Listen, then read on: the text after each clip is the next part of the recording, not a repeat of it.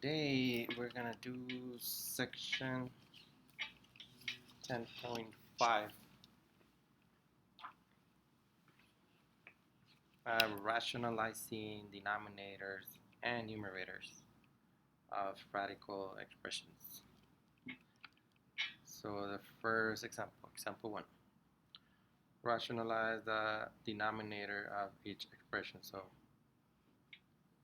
rationalize denominator, they're talking about this one, the radicals in the denominators need to be rationalized because it's always good not to have a radical as the denominator for many reasons that we don't have to get into.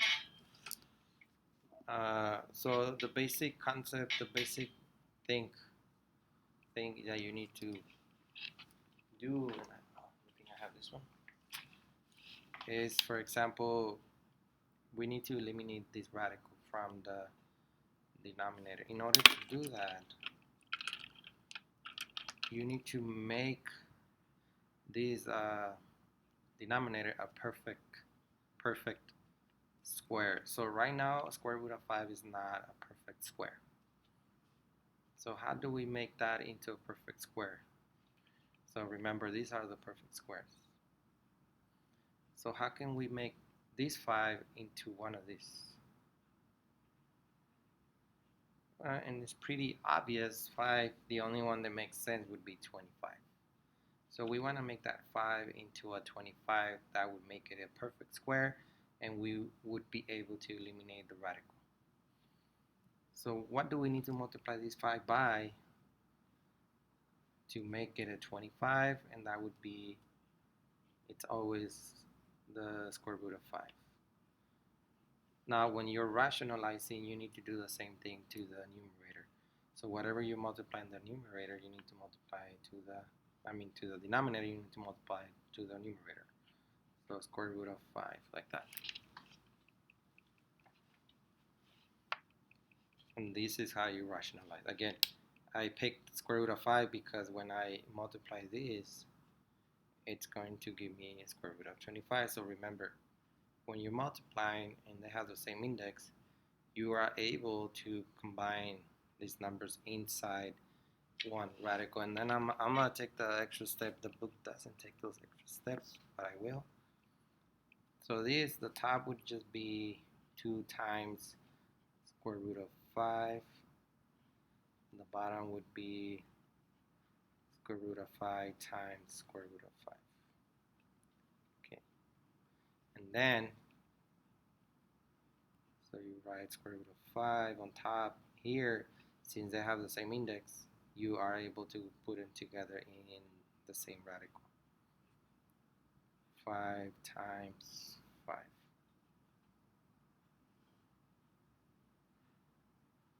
And then and I'm taking extra steps for those of you that need it. So 5 times 5, you could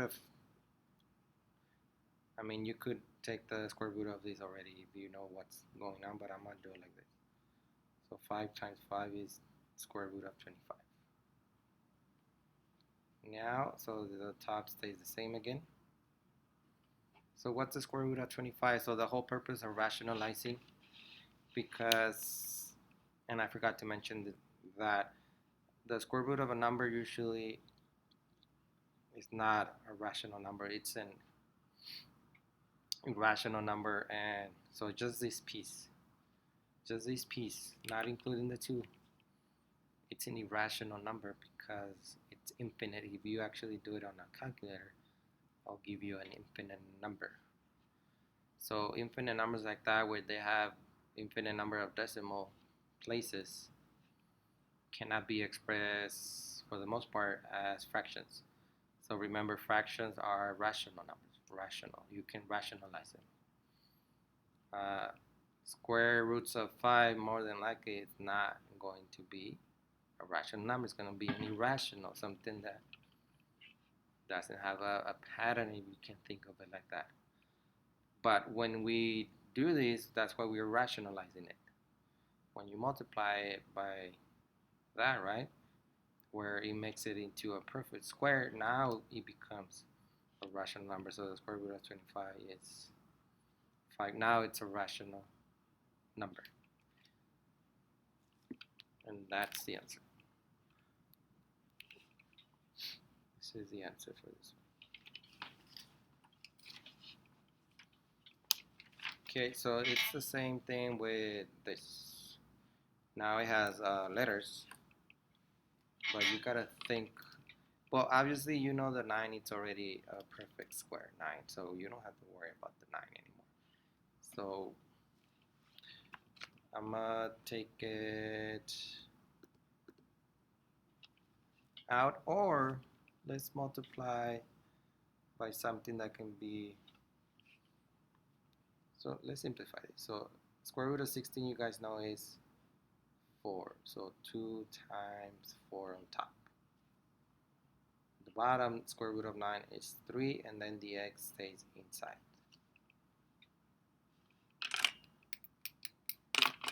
So let me separate these. I'm not going to confuse myself.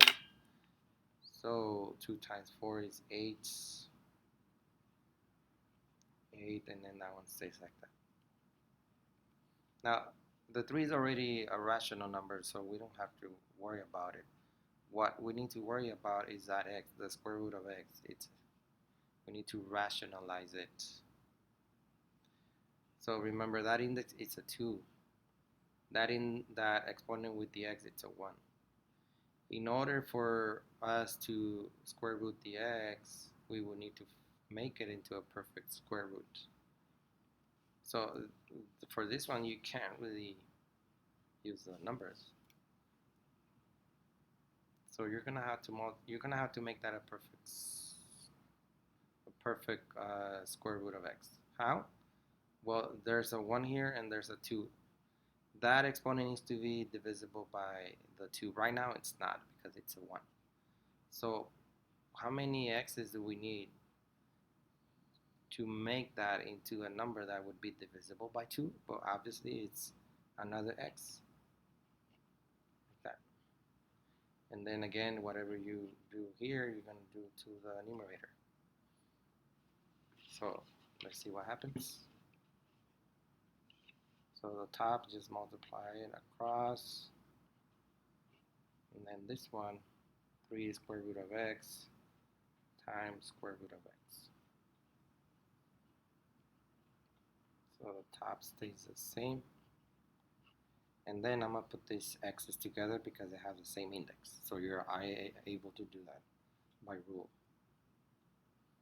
So x times x. So again, 8 square root of x over, and then this one, since they're the same letter, I can raise them to the second power. So put them together and raise to the second power. So remember that index is a 2. I'm going to put the 2 for now. Usually you guys don't have it when it's empty. It's a 2. So now that exponent, now it can be divided by that index. So now we can square root that x squared. It would be 3 times x 2 over 2, which gives me as the final answer 3x. And these two numbers cannot be simplified any further. This would be the answer.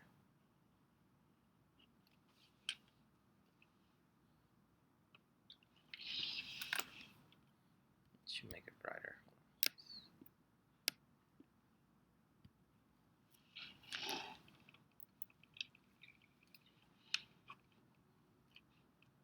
Okay, the same thing here, except that for this example, there's a step that you guys need to take, because right now it's the cube root of the whole fraction. So let's do it separately. Let's find the cube root of 1 and the cube root of 2. So you guys know that cube root of 1 is just 1. 1 times 1 times 1, 3 times gives you the 1. So 1 over and then down. So before we were doing square roots. Now it's a cube root, but it's the same idea. So we need to rationalize this. We need to make that 2 into a perfect cube root. So remember, these are some examples of a perfect cube root. 8, 27, 64, and 125. And I know you guys would probably be able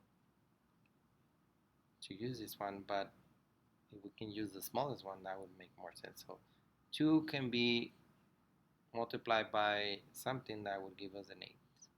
And we know 8, it's a perfect cube root.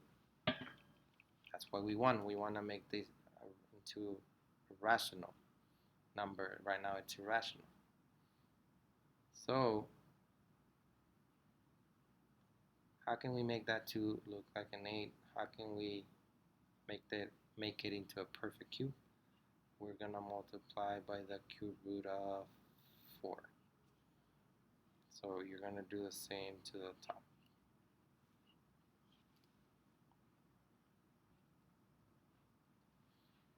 Okay.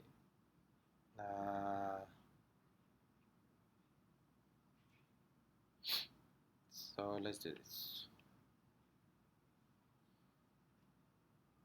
And the book does it a little bit different, but I think I like this way better.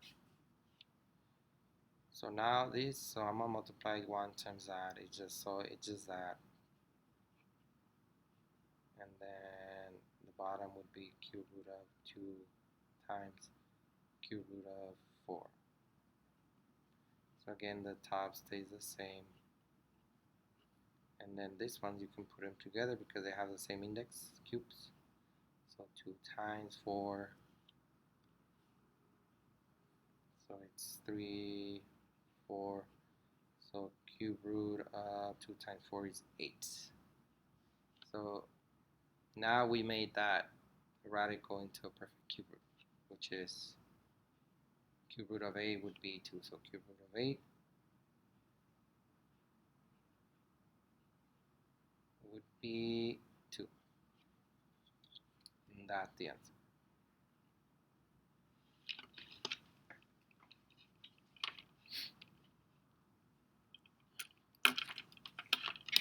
Okay, example 2, they get a little bit more complicated.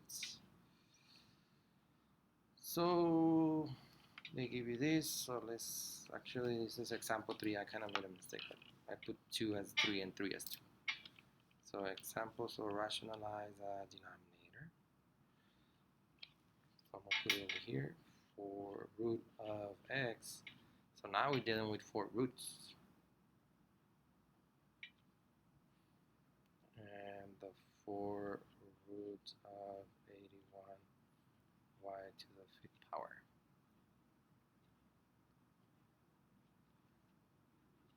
So the top one, there's no 4 root of x, so we're just going to leave that alone for now. Now let's simplify here because I noticed that 81 might be a perfect cube root.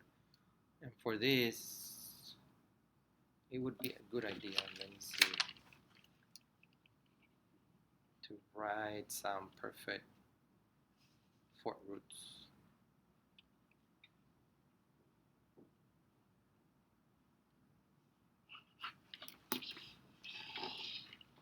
So for example, 2 times 2 times 2 times 2. So 4 root of 16 would be 2. Why? Because if you multiply 2 4 times, it gives you, 16.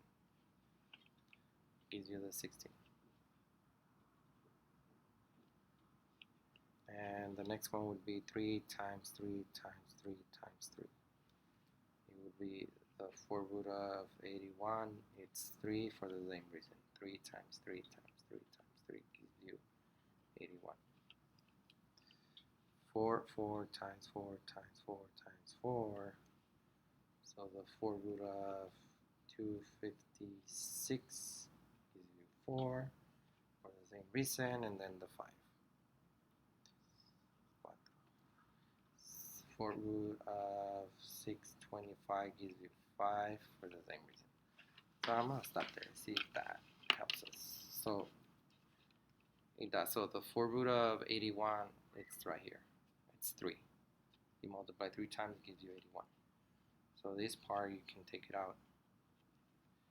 Now the y, this is where you apply the previous lesson. You kind of have to split it before we can do anything here. So split it in a way where one of the exponents is divisible by 4. So I know this is going to be y to the 4 times y to the 1. So 4 plus 1 gives me that 5, and I know 4 is divisible by 4, so I can find the 4 root of y to the 4. So this stays the same.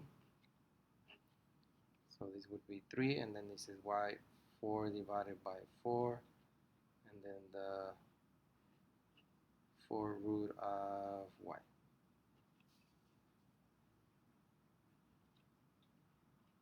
So x, and then this would be 3y, 4 root of y.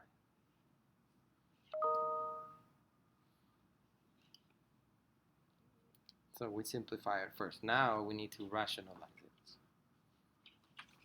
When you get rid of that y, in a way we need to make this into a perfect cube root. Now we're dealing with letters. So right now it's an exponent of 1, y to the 1. So we need 3 more so that this exponent would be divisible by 4. So right now it should be obvious that you guys need to multiply by y to the third cube, 4 root of y to the third. Okay, so now we come all the way here. So I'm going to multiply the top.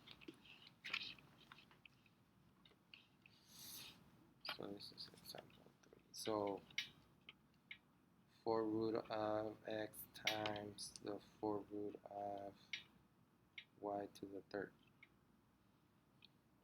over times that 3y 4 root of y times the 4 root of y to the third.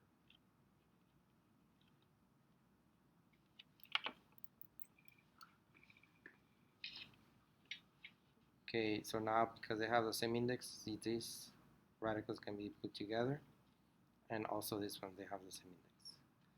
So the 4 root of x times that.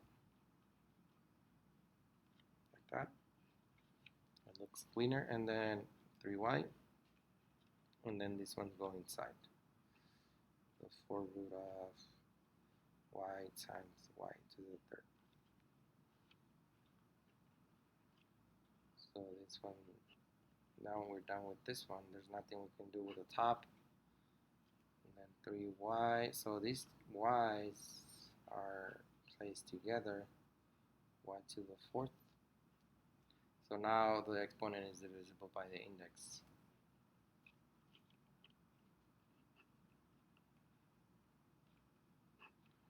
So 3y, y to the 4 divided by the index, which is 4.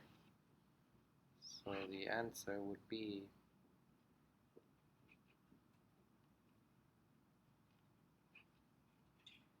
3y times y. And we have one more little step. Y times y, you can combine them. So xy to the third over 3y times y will give you y squared. And that's the answer. Right there. Let me do one more.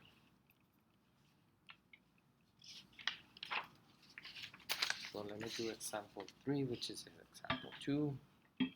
So we're going to rationalize the denominator. So again, when you see them so rationalize the denominator. When you see them together, all you need to do is do them like separately. Separate the radicals.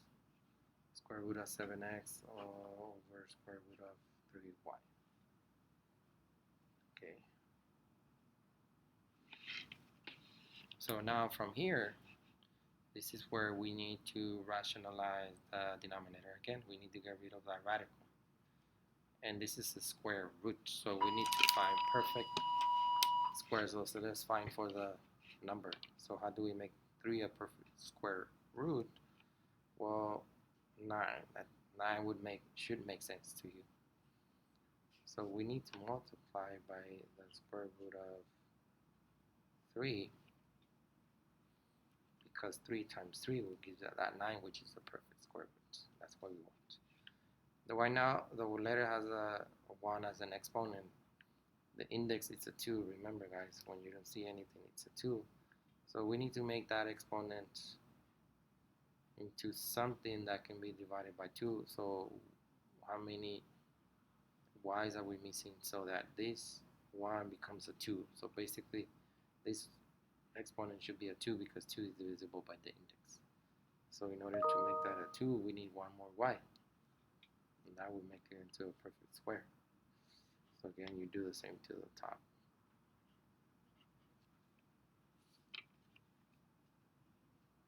So now let's do it over here. So let's multiply the top. So 7x times square root of 3y over square root of 3y times the square root of 3y.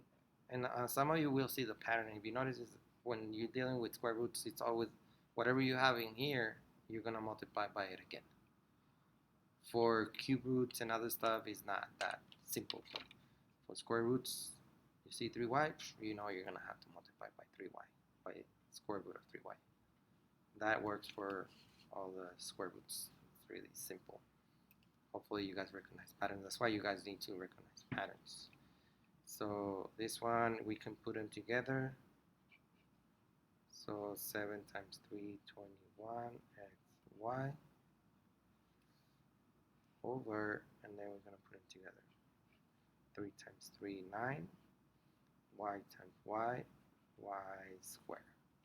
So I'm kind of skipping steps now. You guys should be familiar with what I'm doing. 21xy. So now what's the square root of 9? You guys know it's 3. And the y, so there's a 2 here, so you're going to divide the 2 divided by 2. Once you get comfortable, you know square root of y squared is just y. You don't have to do this extra step. I'm just doing it because it's the notes and I want to show some of the steps are important for the understanding of this algebra. So this would be y, right? 2 over 2 becomes a 1. So that should be the answer. There's nothing else that we can do. I don't think we can break this into a perfect, because it wasn't from the beginning. It was 2 prime numbers. So that's the answer. I'm going to stop right here and then continue on a different video.